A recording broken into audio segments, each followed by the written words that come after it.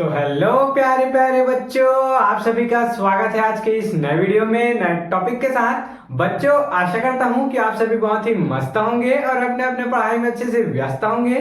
तो इस प्रकार से बच्चों, आज के इस टॉपिक में आज के जो लेक्चर है बच्चों, पांचवा होने वाला है। विकिरण तथा द्रव्य की दैतिक प्रकृति के अंतर्गत पांचवा टॉपिक होने वाला है। और इसमें बच्चों एक अत्यंत महत्वपूर्ण टॉपिक जो प्रकाश विद्युत प्रभाव है उसकी व्याख्या आखिर तरंग सिद्धांत के आधार पर क्यों नहीं की जा सकी, अर्थात तरंग सिद्धांत की जो असफलताएं हैं इसके बारे में संपूर्ण जानकारी आपको बड़ी आसानी से देने वाले हैं कि तरंग सिद्धांत के आधार पर किस प्रकार से प्रकाश विद्युत प्रभाव की व्याख्या नहीं की जा सकती।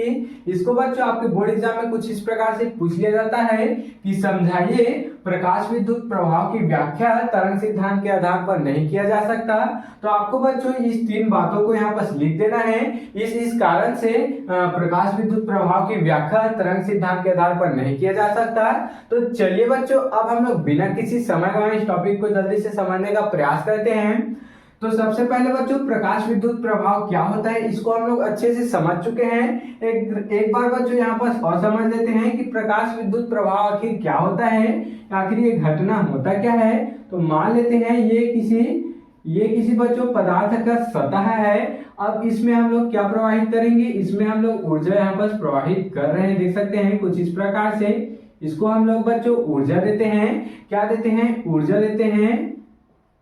इसको हम लोग बच्चों ऊर्जा देते हैं। तो इससे इलेक्ट्रॉन क्या होने लगता है, यहाँ पर मुक्त होने लगता है, देख सकते हैं। यहाँ पर इलेक्ट्रॉन क्या होता है बच्चों, मुक्त होने लगता है। जो ई माइनस है वह क्या होता है, मुक्त, यहाँ पर मुक्त होने लगता है, देख सकते हैं। तो इसी घटना को क्या कह देते हैं, इसी घटना को प्रकाश विद्युत प्रभाव कह देते हैं।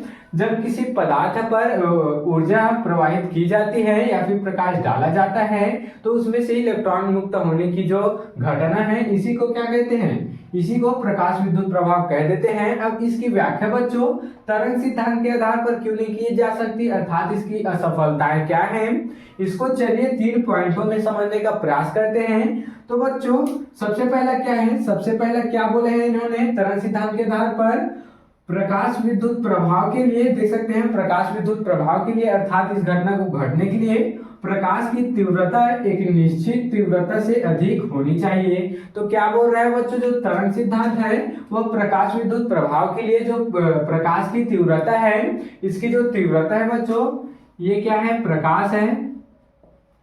अब क्या बोल रहा है, सबसे पहले पॉइंट में जो प्रकाश की तीव्रता है वह निश्चित तीव्रता से अधिक होनी चाहिए। जबकि बच्चों ये जो इलेक्ट्रॉन मुक्त हो रहा है उसकी इस ऊर्जा की तीव्रता से कोई भी मतलब नहीं है। इसका मतलब तो बच्चों किससे है, इससे इसकी देहली आवृत्ति से है। अर्थात ये जो ऊर्जा है बच्चों अगर कम देहली आवृत्ति की हो तो ये जो इलेक्ट्रॉन है वह मुक्त नहीं होंगे, ये कम मुक्त होंगे या फिर बच्चों मुक्त नहीं होंगे। जबकि ये किस पर निर्भर करती है, देहली आवृत्ति पर निर्भर करती है। यदि तीव्रता के स्थान पर देहली आवृत्ति बोला जाता तो इसका बात एक बार मान भी लेते, अर्थात यह इस पर प्रकाश विद्युत प्रभाव पर मैच करता है। लेकिन बच्चों क्या बोला गया है, तीव्रता बोला गया है, अर्थात प्रकाश की तीव्रता एक निश्चित तीव्रता से अधिक होनी चाहिए, तभी यह क्या हो बच्चों, प्रकाश विद्युत प्रभाव हो पाएगा। जबकि ऐसा कुछ भी संभव इसमें नहीं है। इसकी बच्चों तीव्रता के लिए देहली आवृत्ति की आवश्यकता होती है। देहली आवृत्ति बच्चों क्या होता है,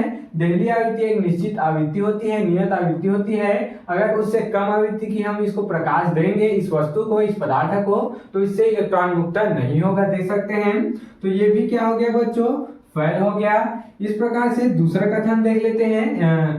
तरंग सिद्धांत का दूसरा कथन क्या है, क्या बोलता है, आपतित प्रकाश की तीव्रता, क्या बोला गया बच्चों, आपतित प्रकाश की जो तीव्रता है, आपतित प्रकाश की तीव्रता, देख सकते हैं, आपतित प्रकाश की तीव्रता बढ़ाने पर उत्सर्जित इलेक्ट्रॉनों की गतिज ऊर्जा क्या होती है, बढ़ जाती है। क्या बोला गया बच्चों, ध्यान देंगे, आपतित प्रकाश की तीव्रता अगर हम लोग बढ़ा दें तो उत्सर्जित इलेक्ट्रॉनों की गतिज ऊर्जा क्या हो जाएगी, क्या बोला गया है, गतिज ऊर्जा बढ़ जाएगी। जबकि बच्चों ऐसा भी संभव नहीं है, क्योंकि बच्चों इसकी तीव्रता अगर हम लोग बढ़ाएंगे तो गतिज ऊर्जा नहीं बढ़ेगी, काइनेटिक एनर्जी नहीं बढ़ेगी। जबकि बच्चों जो इलेक्ट्रॉन मुक्त हो रहे हैं उसकी संख्या में परिवर्तन आ सकता है, अर्थात संख्या बढ़ सकता है, गतिज ऊर्जा नहीं बढ़ सकती, क्योंकि बच्चों आवृत्ति प्रोपोर्शनल टू क्या होता है, उसकी गतिज ऊर्जा होती है। अर्थात अगर हम लोग इस ऊर्जा की आवृत्ति बढ़ा दें तभी उसकी गतिज ऊर्जा क्या हो जाएगी, बढ़ जाएगी। अर्थात बच्चों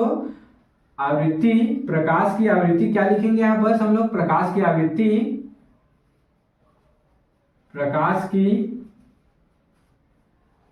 आवृत्ति इसके समानुपाती में क्या होते हैं बच्चों, प्रकाश की आवृत्ति और इलेक्ट्रॉन की गतिज ऊर्जा, गतिज क्या होती है बच्चों, ऊर्जा देख सकते हैं। तो इस प्रकार से होते हैं बच्चों। और देख सकते हैं ये जो संख्या है यह किस पर निर्भर करती है, संख्या है वह आवृत्ति पर निर्भर नहीं करती है, यह तीव्रता पर निर्भर करती है। तीव्रता अर्थात प्रकाश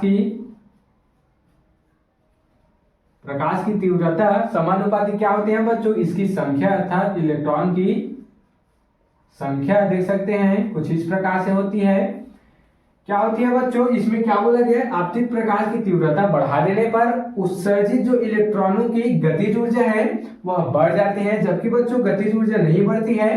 क्या बढ़ती है, इलेक्ट्रॉन की संख्या बढ़ती है, गतिज ऊर्जा तो इस प्रकाश की आवृत्ति बढ़ाने पर, प्रकाश की आवृत्ति को बढ़ाने पर बढ़ती है। तो ये भी बच्चों पूरी तरीके से गलत है।